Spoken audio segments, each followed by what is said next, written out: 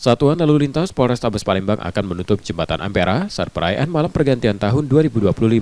Penutupan dijadwalkan mulai pukul 22.30 hingga 01.00 waktu Indonesia Barat untuk mencegah kemacetan.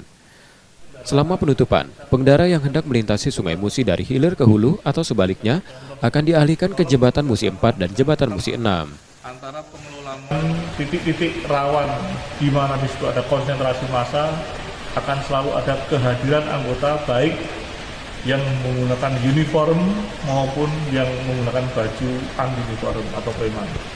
Anggota yang beruniform kami wajibkan untuk menggunakan rompi yang menyala warna kuning, dengan demikian sebagai tanda ketika di situ ada konsentrasi massa, di situ ada kegiatan kepolisian yaitu mengamankan. Berarti ada ultimatum berarti kepada pelaku kejahatan, Bang? Ada, yang pasti saya tidak memberikan semacam toleransi kepada pelaku kejahatan yang memanfaatkan situasi yang tidak menguntungkan ini di saat keramaian, tapi memanfaatkan kesempatan dan kesempitan, baik itu para pelaku kejahatan yang menggunakan senjata tajam maupun sejenisnya, demikian juga yang menggunakan senjata api atau bentuk-bentuk senjata yang bisa membahayakan jiwa manusia.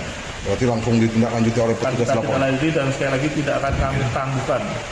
Kalau perlu kami lakukan pemberatan yang secara bersifat fisik, dengan demikian akan menjadikan jera kepada para pelaku kejahatan.